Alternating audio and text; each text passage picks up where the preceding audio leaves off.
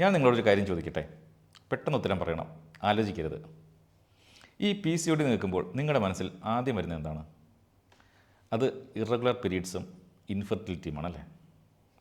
നമ്മൾ വർഷങ്ങളായിട്ട് വിശ്വസിക്കുന്ന ഇതാണ്, PCOD എന്ന് പറഞ്ഞാൽ ഓവറിയുടെ മാത്രം പ്രശ്നമാണ്.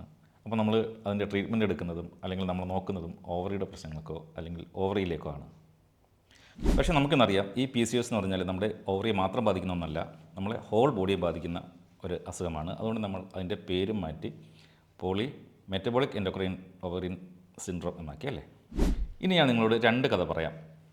അതിൽ ആർക്കാണ് PCOS ഉള്ളതെന്ന് നിങ്ങൾ പറയണം. ഒന്ന്, ഒരു 15 വയസ്സുള്ള പെൺകുട്ടിയുടെ അമ്മ വന്നു. അപ്പം എന്താണ് പ്രശ്നം എന്ന് വെച്ച് കഴിഞ്ഞാൽ, ഈ മകൾക്ക് പീരീഡ്സ് തുടങ്ങിയ ശേഷം ഇതുവരെ അത് റെഗുലർ ആയിട്ടില്ല. ചിലപ്പോൾ 2 മാസം കൂടുമ്പോഴായിരിക്കും വരിക, ചിലപ്പം എൻ്റെ ഇടയ്ക്ക് വരും. അപ്പം അവർ ആകെ വറീഡാണ്. കാരണം അവർ എവിടെയൊക്കെ കേട്ടതെന്ന് വെച്ച് കഴിഞ്ഞാൽ, ഇങ്ങനെ ഒരു ഇറഗുലർ പീരീഡ്സ് വരുന്നത് എപ്പോഴും PCOD ഉള്ളതുകൊണ്ടാണ്.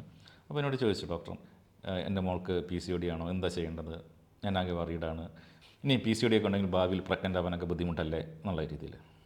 ഇനി രണ്ടാമത്തെന്ന് വെച്ച് കഴിഞ്ഞാൽ, ഒരു 17 വയസ്സുള്ള പെൺകുട്ടിയും കൂട്ടി അവളുടെ അമ്മ വന്നു. അവരെന്തിനാണെന്ന് വെച്ച് കഴിഞ്ഞാൽ ഒരു കോസ്മെറ്റിക് ട്രീറ്റ്മെൻറ്റാണ്. അതായത് കുട്ടിയുടെ മുഖത്ത് നിറയെ മുഖക്കുരുണ്ട്, കഴുത്തിൽ ചെറിയ പാടുണ്ട്, കറുത്ത പാടുണ്ട്. അപ്പോൾ അതിന് വേണ്ടിയിട്ടൊരു ക്രീം കൊടുക്കണം, മുഖക്കുരുവിന് കുറച്ച് മെഡിസിനും വേണം.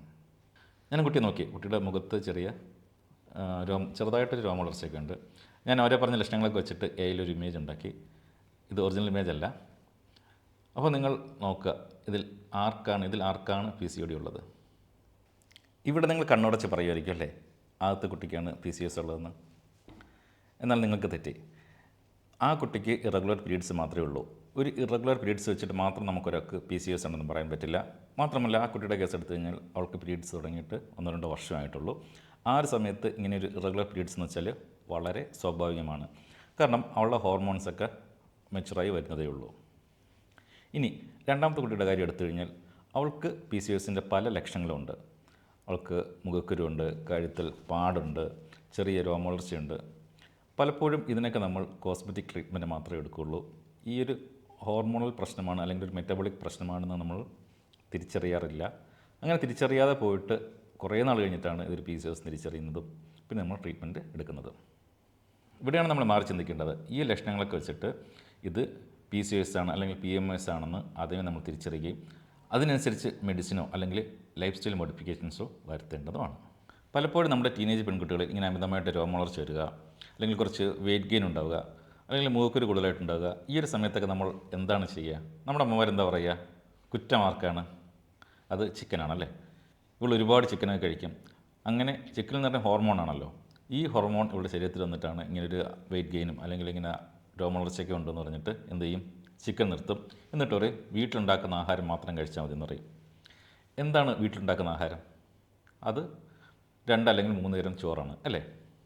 അത് വീണ്ടും ഇൻസുലിൻ റെസിസ്റ്റൻസിലേക്ക് പോവുകയും ഈ ഒരു അവസ്ഥയെ വീണ്ടും വഷളാക്കുകയുമാണ് ചെയ്യുന്നത്. യഥാർത്ഥത്തിൽ അവൾക്ക് വേണ്ടത് ചിക്കനാണ്.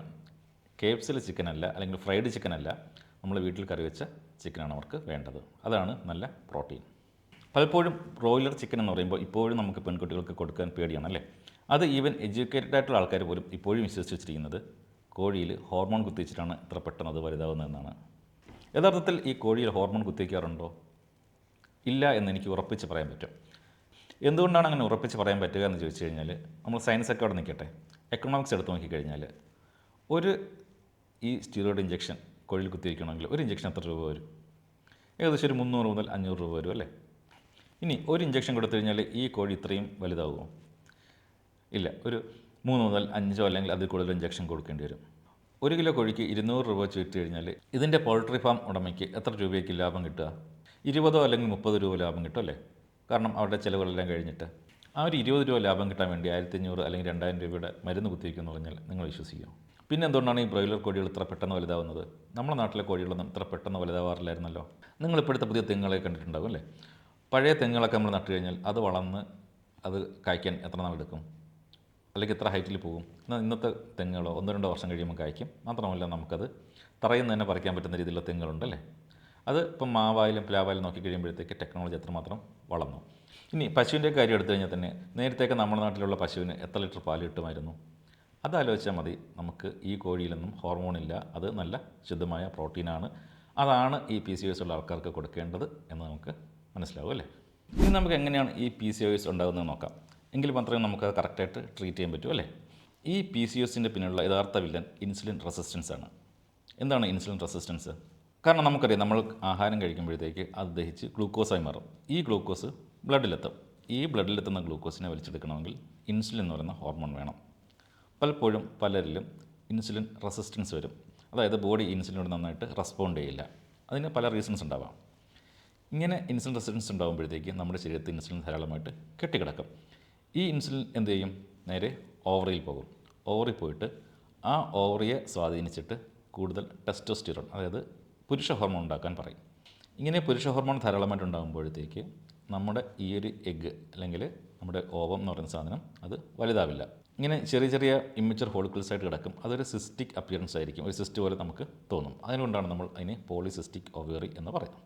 ഇനി ഇങ്ങനെ ഈ പുരുഷ ഹോർമോൺ ധാരാളമായിട്ട് ഉണ്ടാകുന്നതുകൊണ്ട് അത് ഓവറിയിൽ മാത്രമാണോ പ്രശ്നങ്ങൾ ഉണ്ടാക്കുക? അല്ല. ഓവറിയിൽ നമ്മൾ നേരത്തെ കണ്ടു, ഈ ഫോളിക്കിൾസ് മെച്ചർ ആവാത്തത് കൊണ്ട് പീരീഡ്സ് വളരെയധികം നീണ്ടുപോകുന്നു. പിന്നെ മറ്റെന്തൊക്കെ ലക്ഷണങ്ങളാണുള്ളത്? ഒന്ന്, നേരത്തെ പറഞ്ഞതുപോലെ ചെറിയ ചെറിയ രോമങ്ങളുണ്ടാവും അല്ലേ, ഹെയർസ് ഉണ്ടാവും ഫേസിലൊക്കെ. പിന്നെ മാത്രമല്ല വേദനയുള്ള രീതിയിലുള്ള വലിയ മുഖക്കുരുണ്ടാവും. അതിനെ നമ്മൾ സിസ്റ്റിക് ആക്നെ എന്നാണ് പറയുന്നത്. പിന്നെന്താണ് ഉണ്ടാവുക? കഴുത്തിലും കക്ഷത്തുമൊക്കെ നല്ല കറുത്ത ഒരു വെൽവെറ്റായിട്ടുള്ള ഒരു പാടുണ്ടാവും. ഇതൊരിക്കലും ഒരു സ്കിൻ പ്രശ്നമല്ല. ഇത് ഇൻസുലിൻ റെസിസ്റ്റൻസിൻ്റെ ഒരു മെയിൻ സൈനാണ്. ഇനി നമ്മൾ എന്തൊക്കെ ഇൻവെസ്റ്റിഗേഷൻസാണ് ചെയ്യേണ്ടത്? പലപ്പോഴും നമ്മൾ ഇറഗുലർ പീരീഡ്സ് വരുമ്പോഴത്തേക്ക് നേരെ ഓടിപ്പോയിട്ട് ഒരു അൾട്രാസൗണ്ട് സ്കാൻ ചെയ്യും. അതിൽ കുറച്ച് ഫോളിക്കിൾസ് കാണും. നമ്മൾ PCOD ആണെന്ന് ഉറപ്പിക്കും അല്ലേ. എന്നാൽ ഇത് തികച്ചും തെറ്റാണ്. ഒരാൾക്ക് കുറച്ച് ഫോളിക്കിൾസ് ഉണ്ടെന്ന് പറഞ്ഞ് അയാൾക്ക് PCOD ഉണ്ട് എന്നോ, ഇനി ഫോളിക്കിൾസേ ഇല്ല എന്ന് വിചാരിച്ചിട്ട് അയാൾക്ക് PCOD ഇല്ല എന്നും പറയാൻ പറ്റില്ല. ഇനി റോട്ടർഡാം ക്രൈറ്റീരിയ വെച്ചിട്ട് ഒരാൾക്ക് സ്കാനിങ്ങിൽ പ്രശ്നമൊന്നുമില്ലെങ്കിലും മറ്റ് ലക്ഷണങ്ങൾ വെച്ചിട്ട് നമുക്ക് അവർക്ക് PCOD ഉണ്ടെന്ന് പറയാം. അതനുസരിച്ചുള്ള ട്രീറ്റ്മെൻറ്റ് എടുക്കുകയും ചെയ്യാം. അപ്പോൾ നമ്മൾ സ്കാനിങ് അല്ലാതെ എന്തൊക്കെ ടെസ്റ്റാണ് ചെയ്യേണ്ടതെന്ന്? ഒന്ന്, ഫാസ്റ്റിംഗ് ഇൻസുലിൻ. അത് നിർബന്ധമായും ചെയ്യണം. ഇൻസുലിൻ റെസിസ്റ്റൻസ് ഉണ്ടോ നോക്കാൻ വേണ്ടിയിട്ടുള്ള ഏറ്റവും പ്രധാനപ്പെട്ട ടെസ്റ്റാണ് അത്. പിന്നെ നമുക്ക് HbA1c നോക്കാം, ഫാസ്റ്റിംഗ് ബ്ലഡ് ഷുഗർ നോക്കാം. പിന്നെ നമുക്ക് ഫ്രീ ടെസ്റ്റോസ്റ്ററോൺ നോക്കാം, DHEAS നോക്കാം. വെറുതെ അൾട്രാസൗണ്ട് സ്കാനിങ് മാത്രം ചെയ്തിട്ട് നമുക്ക് ഒരാൾക്ക് PCOD ഉണ്ടോ ഇല്ല എന്ന് പറയാൻ പറ്റില്ല. ഈ പറഞ്ഞ ടെസ്റ്റുകൾ കൂടി ചെയ്താൽ മാത്രമേ നമുക്ക് അത് പറയാൻ പറ്റുള്ളൂ. നമ്മളിപ്പോൾ എന്താണ് PCOS, അതിൻ്റെ ലക്ഷണങ്ങൾ എന്തൊക്കെയാണ്, എന്തൊക്കെ ടെസ്റ്റ് ചെയ്യണം എന്നുള്ള കാര്യങ്ങളൊക്കെ മനസ്സിലാക്കി അല്ലേ. ഇനി നമുക്ക് വേണ്ടത് ഇതെങ്ങനെ മാനേജ് ചെയ്യാം എന്നുള്ളതാണ്. കാരണം വെറും മരുന്ന് കൊണ്ട് മാത്രം മാനേജ് ചെയ്യാൻ പറ്റുന്ന ഒന്നല്ല PCOS. മരുന്നിനോടൊപ്പം ശരിയായ എക്സസൈസും ശരിയായ ഡയറ്റും വേണം. പലപ്പോഴും നമ്മൾ ഈ ഡോക്ടേഴ്സിനെ കുറിച്ചുള്ളൊരു കുറ്റമായി പറയുന്നത് അവർ മെഡിസിൻ തരും, പക്ഷേ ഡയറ്റോ അല്ലെങ്കിൽ എക്സസൈസോ വളരെ ഡീറ്റെയിൽ ആയിട്ട് പറഞ്ഞു തരില്ല എന്നുള്ളതാണ്. അതിനൊരു റീസൺ എന്ന് ചോദിച്ചു കഴിഞ്ഞാൽ, നമുക്കിപ്പോൾ ഒരു പേഷ്യൻ്റ് വരുമ്പോഴത്തേക്ക് അവരുടെ ഡിസീസിനെ കുറിച്ചുള്ള ഹിസ്റ്ററി എടുക്കണം, അവരെ എക്സാമിൻ ചെയ്യണം, അവരെ ഇൻവെസ്റ്റിഗേഷൻസ് നോക്കണം. അതിൻ്റെ കൂട്ടത്തിൽ വളരെ ഷോർട്ടായിട്ട് മാത്രമേ നമുക്ക് ഡയറ്റും എക്സസൈസും പറഞ്ഞു കൊടുക്കാനുള്ളൊരു സമയം ഉണ്ടാവാറുള്ളൂ പലപ്പോഴും. എൻ്റെ ഒരു ക്ലിനിക്കൽ എക്സ്പീരിയൻസ് വെച്ചിട്ട് പലപ്പോഴും നമ്മൾ പേഷ്യൻസ് വരുമ്പോഴത്തേക്ക് നമ്മളെന്തെങ്കിലും ഡയറ്റോ അല്ലെങ്കിൽ എക്സസൈസോ പറഞ്ഞു കൊടുത്താൽ അവരത് പലപ്പോഴും നല്ല ശതമാനം ആൾക്കാരും കേൾക്കാൻ പോലും വില്ലിങ് അല്ല. കാരണം പലരുടെയും വിചാരം നിങ്ങൾ ഡോക്ടറെ കാണാൻ വരുന്നത് എന്തിനാണ്? മരുന്ന് വാങ്ങാനാണ്. മരുന്ന് കഴിക്കുമ്പോഴത്തേക്ക് ഈ അസുഖം മാറും എന്നുള്ളൊരു ആറ്റിറ്റ്യൂഡാണ്. ഈ ഒരു ചിന്താഗതി രണ്ട് സ്ഥലത്തും മാറേണ്ടിയിരിക്കുന്നു. ഇനി എന്ത് തരം എക്സസൈസാണ് ചെയ്യേണ്ടത്, അല്ലെങ്കിൽ ഡയറ്റിൽ എന്ത് കൺട്രോളാണ് കൊണ്ടുവരേണ്ടത്? നമ്മൾ പലപ്പോഴും എക്സസൈസ് എന്ന് പറയുമ്പോഴത്തേക്ക് എന്ത് ചെയ്യും? നടക്കാൻ പോവുകയോ അല്ലെങ്കിൽ ഓടാൻ പോവുകയോ കാർഡിയോ ചെയ്യുകയൊക്കെയാണ് ചെയ്യുന്നത്. യഥാർത്ഥത്തിൽ PCODക്ക് നമ്മൾ ഈ കാർഡിയോ ഒക്കെ അമിതമായി ചെയ്തു കഴിഞ്ഞാൽ വീണ്ടും കോർട്ടിസോൾ കൂടുകയും ഈ ഒരു ഹോർമോണൽ പ്രശ്നങ്ങൾ വഷളാവുകയുള്ളൂ. പകരം നമ്മൾ എന്താണ് ചെയ്യേണ്ടത്? നമ്മൾ ചെയ്യേണ്ടത് റെസിസ്റ്റൻറ്റ് ട്രെയിനിങ് ആണ്. അതായത് വെയിറ്റ് വെച്ചുള്ള എക്സസൈസാണ് ചെയ്യേണ്ടത്. കാരണം നമ്മൾ മസിൽ ആക്ടിവേറ്റ് ആകുമ്പോഴത്തേക്ക് ഈ ഒരു ഇൻസുലിൻ റെസിസ്റ്റൻസ് നന്നായിട്ട് മാറുകയും ആ ഒരു ഗ്ലൂക്കോസിനെയൊക്കെ മസിൽസ് നന്നായിട്ട് അബ്സോർബ് ചെയ്യുകയും ചെയ്യും. നമ്മൾ നേരത്തെ കണ്ടു, നമ്മൾ ട്രീറ്റ് ചെയ്യേണ്ടത് ഓവറിയെ മാത്രമല്ല ഹോൾ ബോഡിയാണ്. അപ്പം അതിനെന്താണ് നമ്മൾ ചെയ്യേണ്ടത്? വെയിറ്റ് ട്രെയിനിങ് ആണ് മെയിനായിട്ട് ചെയ്യേണ്ടത്. ഇനി ഡയറ്റിൻ്റെ കാര്യം പറഞ്ഞു കഴിഞ്ഞാൽ, എനിക്കറിയാം ഇതൊരു 2 മിനിറ്റ് കൊണ്ട് പറഞ്ഞു കൊടുക്കേണ്ട ഒരു കാര്യമല്ല. നമുക്ക് വിശദമായിട്ട് ഡയറ്റിനെ കുറിച്ചൊരു വീഡിയോ ചെയ്യാം. എന്നാലും ഇപ്പോൾ ഇത്ര അറിഞ്ഞിരിക്കുക. നമ്മൾ എന്താണ് ഒഴിവാക്കേണ്ടതെന്ന് ചോദിച്ചു കഴിഞ്ഞാൽ, റിഫൈൻഡ് കാർബ്സ്, ഷുഗർ, ഇങ്ങനത്തെ കാര്യങ്ങളൊക്കെ പൂർണ്ണമായും ഒഴിവാക്കുക. പകരം നല്ല ഗുഡ് ക്വാളിറ്റി പ്രോട്ടീൻ ആഹാരത്തിൽ ഉൾപ്പെടുത്തുക. എത്രയാണ് പ്രോട്ടീൻ വേണ്ടതെന്ന് വെച്ച് കഴിഞ്ഞാൽ, ഒരാളുടെ ഐഡിയൽ ബോഡി വെയ്റ്റ്, അതായത് ഇപ്പോൾ ഒരു 160 സെൻറ്റിമീറ്റർ ഉള്ള ഒരാളാണെങ്കിൽ ഐഡിയൽ ബോഡി വെയ്റ്റ് എന്ന് പറയുന്നത് ഏകദേശം ഒരു 60 കിലോയാണ്. 60 × 1/1.2, അതായത് ഒരു 60 മുതൽ 70 ഗ്രാം പ്രോട്ടീൻ എല്ലാ ദിവസവും ഉൾപ്പെടുത്തണം. ഇപ്പം ചിക്കനും മുട്ടയും നന്നായിട്ട് കഴിക്കാം, പക്ഷേ എപ്പോഴും ആലോചിക്കുക, KFCയിലെ ചിക്കൻ അല്ല, നമ്മുടെ വീട്ടിൽ പ്രോപ്പറായിട്ട് കുക്ക് ചെയ്ത കറി വെച്ച ചിക്കൻ, ഫ്രൈഡ് ആയിട്ടുള്ളതോ അല്ലെങ്കിൽ ഗ്രില്ല് ചെയ്ത ചിക്കനൊക്കെ അധികം കഴിക്കേണ്ട. അപ്പോൾ ഇന്നത്തെ വീഡിയോയിലൂടെ ഞാൻ പറയാൻ ശ്രമിച്ചത്, PCOS എന്ന് പറഞ്ഞാൽ ഓവറിയിൽ മാത്രം ഒതുങ്ങുന്ന ഒന്നല്ല. അത് നമ്മൾ ഹോൾ ബോഡിയെ അഫക്റ്റ് ചെയ്യുന്നൊരു മെറ്റബോളിക് ഡിസോർഡറാണ്. അപ്പം എന്തുകൊണ്ടാണ് PCOS ഉണ്ടാകുന്നത്, അതിൻ്റെ ലക്ഷണങ്ങൾ എന്തൊക്കെയാണ്, എന്തൊക്കെ ടെസ്റ്റുകളാണ് നമ്മൾ ചെയ്യേണ്ടത്, ഇനി അതിനെ എങ്ങനെ ഡയറ്റിലൂടെയും എക്സസൈസിലൂടെയും കൺട്രോൾ ചെയ്യാം എന്നുള്ള കാര്യത്തെക്കുറിച്ചാണ് ഞാൻ പറഞ്ഞത്. നിങ്ങൾക്കത് മനസ്സിലായെന്ന് തോന്നുന്നു. ഇതൊരു വലിയ ടോപ്പിക്കാണ്. ഈ ഒരു 5-10 മിനിറ്റ് വീഡിയോ കൊണ്ട് പറഞ്ഞു തീർക്കാൻ പറ്റില്ല എന്ന് എനിക്കറിയാം. അതുകൊണ്ട് ഇതിൻ്റെ ബാക്കിയായിട്ട് ഞാൻ കുറച്ച് വീഡിയോസ് ചെയ്യാൻ ആഗ്രഹിക്കുന്നുണ്ട്. അപ്പോൾ നിങ്ങൾക്ക് ഇനി എന്തെങ്കിലും ഡൗട്ട്സ് ഇതിനെക്കുറിച്ചുണ്ടെങ്കിൽ നിങ്ങൾ കമൻറ്റ് ബോക്സിൽ ചോദിക്കുക. അതനുസരിച്ചായിരിക്കും അടുത്ത വീഡിയോസ് ചെയ്യുന്നത്. ഇനി ഈ വീഡിയോ നിങ്ങൾക്ക് ഇഷ്ടമായെങ്കിൽ ഓവറിൽ 1-2 ഫോളിക്കിൾസ് കാണുമ്പോഴോ അല്ലെങ്കിൽ ഒന്ന് പീരീഡ്സ് ഇറഗുലർ ആകുമ്പോഴോ PCOS ആണെന്ന് സ്വയം ഡയഗ്നോസ് ചെയ്ത് ടെൻഷൻ അടിച്ച് കിടക്കുന്ന ഒരുപാട് പേര് ഞാൻ കണ്ടിട്ടുണ്ട്. അപ്പം അവർക്ക് ഈ വീഡിയോ അയച്ചു കൊടുക്കുക. മറ്റൊരു നല്ല ഹെൽത്തി വീഡിയോയുമായിട്ട് ഉടൻ തന്നെ കാണാം.